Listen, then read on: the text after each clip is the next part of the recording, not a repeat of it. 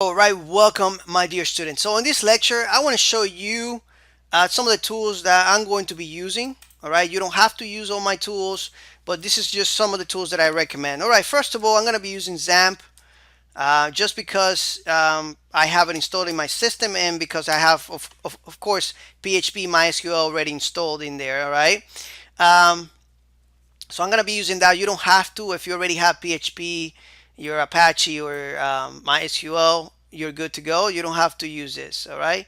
This is just something that I'm using. I'm going to be using either PHP Storm as my IDE for PHP.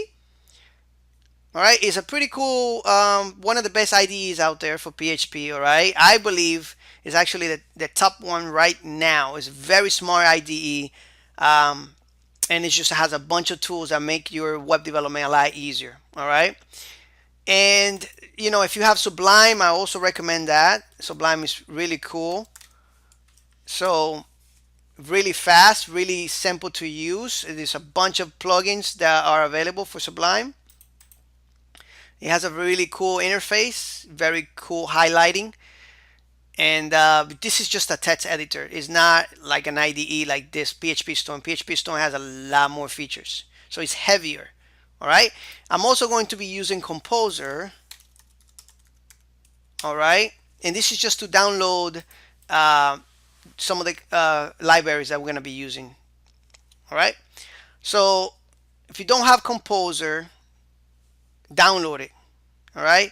Now I'm also going to be using my terminal just to pull down some dependencies that we need. So if you're in a Windows system, I recommend for you to download Git. All right, this will give you like a command prompt, like a Windows command prompt, like a shell. It says download for Mac here. That's just because it's detecting that I'm in a Mac.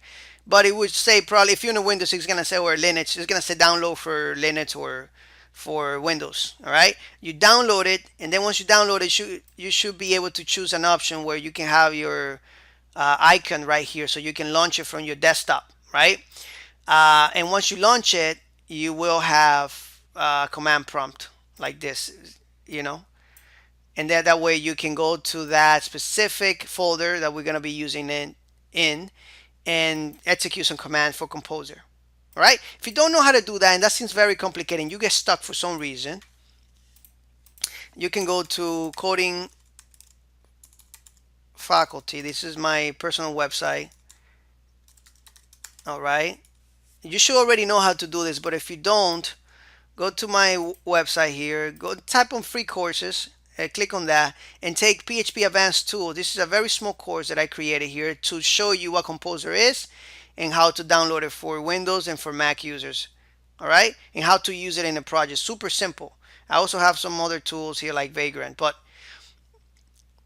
this course will show you that all you have to do is register for this free. All right, cool. All right, so that's all the tools that we're going to be using, main tools. Super simple, guys. Thank you so much, and I'll see you in the next lecture.